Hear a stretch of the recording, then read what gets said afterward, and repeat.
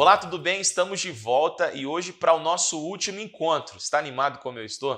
Eu tenho certeza que hoje será muito especial. Eu vou ajudar você a desenvolver um sermão expositivo com base em um versículo. Você vai ver como não é difícil, não é impossível, mas ao mesmo tempo muito rico. Tenho certeza que isso vai te ajudar muito para desenvolver bons sermões e se comunicar de forma que as pessoas que irão te ouvir possam ter as suas vidas transformadas pela verdade que você vai transmitir a elas. Vamos dar sequência então à nossa meditação. Eu tenho certeza que você ainda está remoendo o nosso último encontro e hoje não será diferente. Eu tenho certeza que vai ser muito especial. Então vamos lá? Pegou sua Bíblia, pegou seu caderno de anotações, pegou a sua caneta. Há uma fala que eu carrego comigo que diz assim: há uma fala que eu carrego comigo que diz assim: o papel mais amarelo e a caneta mais gasta é mais confiável do que a mente mais prodigiosa. Então é importante que você anote o máximo de informação que você puder, porque é isso que vai te auxiliar, ok? Os nossos encontros terminam aqui, mas as suas anotações seguem para sempre. É só você guardar e continuar meditando nisso, tá joia? Nós estávamos falando no nosso último encontro sobre como o apóstolo Paulo conseguiu amadurecer com base na percepção de si mesmo. Como ele conseguiu romper com a cegueira de si. Problemática que Pedro viveu, problemática que o personagem da parábola de Jesus acerca do filho pródigo também viveu, mas Paulo conseguiu vencer e romper essa problemática. Vamos ler de novo o versículo 11 para descobrirmos como isso aconteceu? Vamos lá? Versículo 11 do capítulo 13 de 1 aos Coríntios. Lembra disso? O texto diz assim: quando era menino, falava como menino. E no nosso encontro passado, nós pensamos sobre a linguagem. Como Paulo ele conseguiu transicionar a sua linguagem. E como tem muita gente querendo comunicar o evangelho, a verdade de Deus, de forma imatura na linguagem, se comunicando como néfios, né? Como um bebê, por exemplo, que irritado por querer alguma coisa e ter dificuldade de conseguir convencer o adulto a dar a ele o que ele quer, grita, esperneia, faz manha, não é? Então, como romper com isso? Para que a gente consiga romper no diálogo saudável e não com base nos gritos, nas afrontas, no bater na mesa, mas em um diálogo saudável, como de fato deve ser, em uma comunicação saudável, como de fato deve ser. Ok? Uma coisa é ter eloquência na mensagem, outra coisa é começar a gritar na mensagem como uma forma de expor uma raiva ou um sentimento que você não está conseguindo controlar por falta de maturidade. Já viu alguém fazendo isso? Pois é, isso tem acontecido com muita frequência, porque com o passar do tempo as pessoas têm se entregado, infelizmente, às suas próprias emoções, se deixado levar pela ira e por outros sentimentos que acabam por comprometer a comunicação do evangelho. Então, olha só, Paulo rompeu, ele diz: eu falava como menino, não falo mais, né? Mas ele também vai dizer o seguinte: sentia como menino, sentia como menino. Vamos pensar aqui sobre o comportamento. Vamos lá? Pega a sua caneta então para começar a anotar e olha aí no seu caderno para suas anotações. Geralmente, quem não sabe falar não é bom em ouvir, não é verdade? Geralmente quem não sabe falar não é bom em ouvir. Então eu tenho certeza que muita gente começou esse encontro no início da semana e já parou no meio do caminho, porque não tem conseguido se deparar com as coisas que está ouvindo aqui justamente por conta da imaturidade. Talvez você escutou isso de alguém que começou a jornada com você e tentou te incentivar a parar no meio do caminho, não é verdade? Porque por ser um péssimo comunicador, deixou de ser também um bom ouvinte ou nunca foi um bom ouvinte. Tá joia? Portanto, queridos, uma das maiores dificuldades do imaturo é se relacionar com o diferente, que é aqui que começa o desenvolvimento de toda a questão do comportamento, tá certo? Então escreva isso daí. Uma das maiores dificuldades do imaturo é se relacionar com o diferente. Por isso o ser humano desse tempo, ele busca os guetos, né, os grupinhos, as rodelas dentro da igreja, busca ali as panelinhas, não é verdade? Porque ele não quer se envolver com o diferente, ele quer se envolver sempre com gente igual a ele ou gente que ele possa se considerar superior, por falta de maturidade, não é? Por falta de maturidade, as pessoas acabam por se relacionar só com os iguais. Estamos então perdendo a capacidade de discordar sem brigar. Então, há uma emergência quanto ao cuidado que nós precisamos ter em relação ao nosso comportamento, à nossa linguagem também. Quando a criança não consegue falar, não é verdade? O que ela faz? Quando ela quer alguma coisa e não consegue comunicar isso por meio do diálogo, ela começa a reclamar, ela começa a gritar, ela começa a fazer manha, brigar, espernear, chorar. Quantas pessoas têm se comportado assim, não é verdade? Dentro da estrutura da igreja local, faz do seu descontentamento a oportunidade de externar gritos, manha, briguinhas internas, choros, enfim. Bom, vamos passar daqui. Acho que está na hora da gente evoluir para a questão do comportamento com mais maturidade, até porque, gente, o nosso comportamento é o reflexo daquilo que nós somos por dentro. Há pessoas que até tentam manipular o externo, não é? Ainda mais nesse período das redes, em que todo mundo bota lá na rede o que quer que as pessoas enxerguem. Há muitas pessoas que tentam esconder aquilo que realmente elas são, mas a gente sabe que as máscaras não duram para sempre, não é? Uma hora a gente é o que a gente é de fato, uma hora as máscaras caem. É por isso que nós precisamos tomar muito cuidado com quem somos, com o nosso comportamento, precisamos polir isso. O apóstolo Paulo está dizendo que quando eu era menino falava como menino, sentia como menino, mas agora ele deixou de ser menino. Ele não discorre mais como menino, mas logo que chegou a ser homem, ele acabou com as coisas de menino. Está na hora de colocar um ponto final nessa vida de imaturidade que muitas vezes nós levamos em algumas áreas da nossa vida porque não queremos encarar a dor do processo. Tá joia? O adulto, todavia, diferente do bebê, ele sabe falar, ele sabe o que falar, portanto, ele domina, ou pelo menos deveria dominar a sua língua, né? Nem sempre isso acontece. Saber a hora certa de falar, saber a hora de não falar, saber o que falar, saber o que não falar é tão importante quanto respirar. Nós precisamos tomar cuidado para não nos tornarmos tóxicos em nossas palavras, até porque a palavra que nós vamos liberar para as outras pessoas precisa produzir vida e não morte. A boca fala do que o coração está cheio, não é isso que diz Mateus capítulo 12, versículo 34? Também diz que é o que sai que contamina o corpo, lá em Mateus 15, versículo 11. Números capítulo 12, do versículo 1 ao 12, há uma chamada de atenção a nós, para que tomemos cuidado com o que falamos na nossa tenda, não é? Versículo 12, um feto abortado, ou seja, imaturo, o que sai da boca de Miriam gerou lepra que a contaminou. Nós precisamos tomar muito cuidado com aquilo que nós vamos falar, isso pode trazer muitos pesares a nós.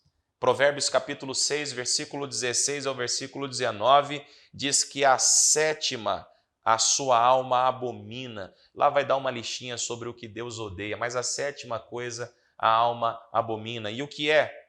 Leia lá e descubra por si mesmo. Tá joia? Bom, agora nós vamos para uma etapa importante. Vai aparecer na sua tela aqui, tá certo? Uma imagem. E nós vamos juntos desenvolver uma mensagem em cima de um versículo. E eu quero ensinar você como desenvolver uma mensagem expositiva, se utilizando da ferramenta da hermenêutica e da exegese, para então uma boa homilética acompanhada de uma excelente retórica. Você está pronto para isso? Pegue o seu caderno, então, a sua caneta e vamos para as anotações. Vai aparecer na sua tela o que eu estou vendo no meu celular agora e você acompanhe comigo, tá joia? Eu quero convidar você a abrir sua Bíblia lá em Gênesis capítulo 1, versículo 5. Se tem alguém perto de você que quer aprender agora a como desenvolver um sermão com base em um versículo, é isso mesmo, com base em um versículo, você vai ver quanto conteúdo nós teremos. Então, pega aí agora essa pessoa e vamos para a análise do texto. Lembrando, gente, que é sempre analisando o texto. A mensagem deve emanar do texto, ela deve surgir do texto. Não é o contrário. Você conhece aquela pessoa que diz assim, eu já tenho uma mensagem, só preciso achar o texto? Isso não pode acontecer. Não é assim. A mensagem deve emanar do texto, ok? Outra coisa, você conhece alguém que abriu um texto no momento da pregação, falou sobre tudo, fez grandiosas viagens por mundos estranhos e nunca mais voltou para o texto que leu? E você ficou pensando, poxa, será que ele não vai voltar para o texto? Para que ele abriu esse texto então? Pois é o tipo de erro que não pode acontecer. Ou senão aquela pessoa que desenvolve um sermão histórico, cheio de conteúdo, e quando termina a mensagem você se pergunta, tá bom, mas e agora? O que é que eu faço da minha vida? Porque não tem aplicação, é um outro erro também que você não pode cometer, tá certo? Então, ao estudar o texto, você precisa levar em consideração também a importância de aplicá-lo à realidade de quem vai te ouvir. É importante estruturar bem esse texto no seu pano de fundo histórico, no seu conteúdo, conhecendo bem o personagem, conhecendo bem aonde aquela história está se passando, mas tão importante quanto manusear bem esse texto na hora de expor é aplicá-lo na vida das pessoas, ok? Então vamos lá. Gênesis capítulo 1, versículo 5.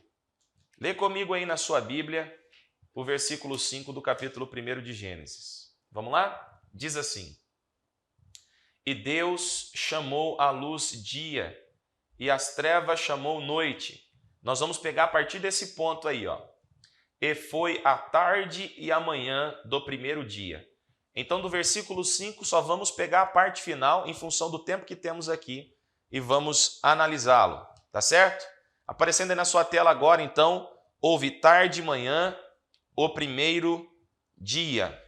Eu quero que você, assim como na tela, risque agora a palavra tarde e escreva assim: biblicamente, o novo dia se inicia logo após o pôr do sol.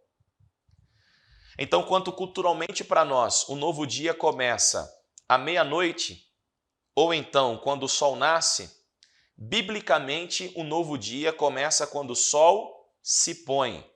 É no pôr do sol que um novo dia começa, tá? Isso dentro da estrutura cultural bíblica. O novo dia começa após o pôr do sol. Então, quando o sol se põe, um novo dia começa. Ok? Já escreveu isso? Risque agora também a palavra manhã. Risque agora também a palavra manhã. Riscou aí? Escreva. Em João capítulo 11, versículo 9, Jesus se refere a essa parte do dia, dizendo assim: não são 12 as horas do dia? Ele está se referindo ao período da manhã, ok? E ele está fazendo uma pergunta. Não são 12 as horas do dia? Se alguém andar de dia, não tropeça, porque vê a luz deste mundo, ok? Então, olha só que coisa interessante. O período da manhã vem acompanhada de 12 horas. De 12 horas. Escreva isso. Risque também a palavra primeiro. Na Bíblia, sempre que a palavra ion, do hebraico, estiver acompanhada de um numeral, o seu significado é de um dia literal de 24 horas. Então agora aqui entra também a partir da teologia bíblica, né, que passa do texto bíblico, uma boa hermenêutica, exegese, teologia bíblica, que vai servir de base para a teologia sistemática, vai responder uma pergunta, que é a pergunta que muitas pessoas fazem. Deus levou realmente 6 dias com 24 horas para trazer à existência todas as coisas? Para criar todas as coisas? Então, olha só, dentro da cultura hebraica, todas as vezes que a palavra ion, aparece, que é dia em hebraico, e estiver acompanhada de um numeral, significa que é um dia literal de 24 horas, ok? Então, olha a análise que nós estamos fazendo desse pequeno versículo aí. Então, escreva isso. A palavra dia, você risca também. E coloque aí, em hebraico, ion, substantivo masculino que pode significar dia, tempo ou ano. O contexto em que a palavra estiver inserida determinará seu significado. Então, ela pode significar dia, tempo ou ano. O contexto em que a palavra estiver inserida determinará seu significado. Como ela está acompanhada aí de um numeral, que é primeiro, então está se referindo a um dia de 24 horas. Ok? Pegou essa então? Como ela vem acompanhada de um numeral, então significa que é um dia de 24 horas. Ou seja, houve tarde e manhã, o primeiro dia. O primeiro dia é um dia literal de 24 horas. Bom, nós agora identificamos esse versículo dentro de sua construção cultural, espaço temporal, levando em consideração agora as palavras-chave do versículo para compreendê-lo, chegando à seguinte conclusão: houve tarde e manhã do primeiro dia, era um dia de 24 horas. Agora vamos pensar o seguinte: por que a palavra tarde vem antes da palavra manhã? Bom, culturalmente para nós, manhã deveria vir antes da tarde, não é? Então para nós, manhã, tarde e noite. Aí se forma então um dia de 24 horas. Mas aqui não, aqui houve tarde e manhã. Por quê? Porque biblicamente o novo dia não se inicia quando o sol nasce, se inicia quando o sol se põe, tá? É por isso. Agora, o que é que tem de importante aqui? Olha como é importante a inspiração vir junto do estudo analítico do texto. Então a gente está utilizando aqui da hermenêutica, da exegese, organizamos agora com esses riscos que você está vendo na tela, que está apontando cada especificação para cada palavra assinalada, a homilética. Agora, olha como é importante essas ferramentas estarem trabalhando em conjunto. Presta atenção. Lá no Salmo 30, verso 5, está escrito assim: o choro pode durar uma noite inteira, mas a alegria vem pela manhã. Ok? Muita gente ministra esse texto de forma profunda. Mas vamos pensar esse texto agora com base em Gênesis 1:5. Agora trazendo já para aplicação, tá? Vamos supor que esse texto já está no final da mensagem, eu estou aplicando ele. Então, olha que aplicação maravilhosa. Tem muita gente que acha que a alegria nasce de manhã. Não, ela vem pela manhã, mas a alegria nasce junto com a dor. Olha só, a alegria não nasce quando o sol nasce. A alegria nasce quando o sol se põe, porque um novo dia começa quando o sol se põe, não quando o sol nasce. Então muita gente, quando vai ministrar esse texto, pensa o seguinte: a alegria vem quando o sol nasce, mas na verdade a alegria vem quando o sol se põe. Aí você me pergunta, mas quando o sol se põe não começa a noite? Pois é, porque o que vai te levar a entender o que é alegria e desfrutar dela é a dor. Então o choro pode durar uma noite inteira, mas entenda, enquanto você está chorando, a alegria está nascendo junto desse processo de dor também.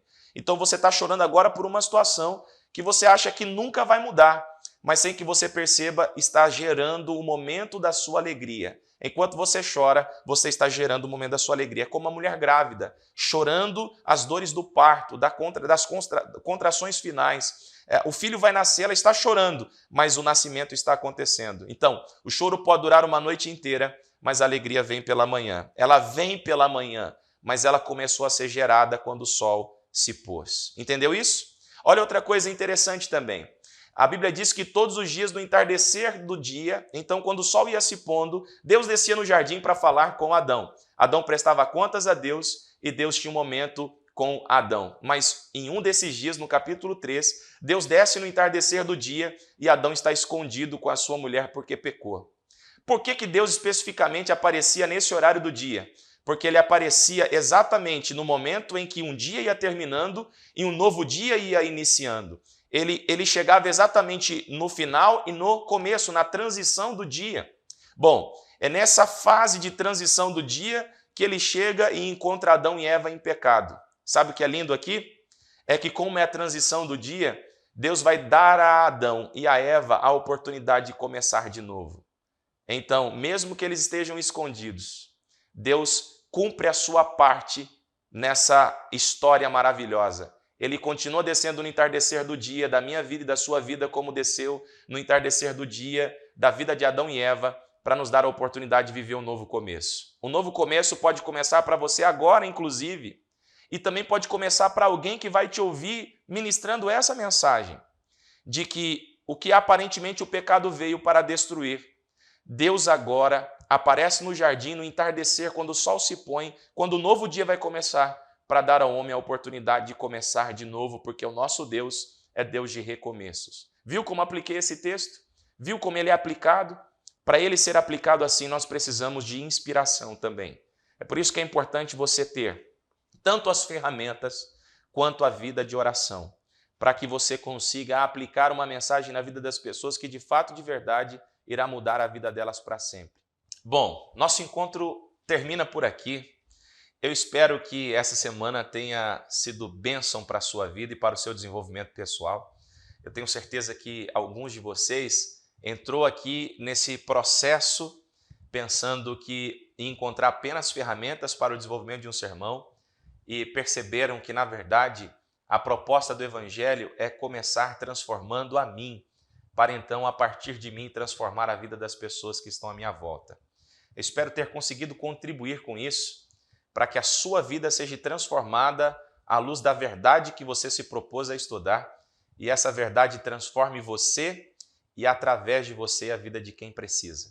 Que Deus abençoe sua vida, que Deus use as ferramentas que Ele tem disponibilizado para você no exercício ministerial e isso traga expansão para o reino de Deus. Fica aqui o meu abraço e meu carinho a todos vocês que suportaram essa jornada comigo. Que Deus os abençoe. Até a próxima. Um forte abraço.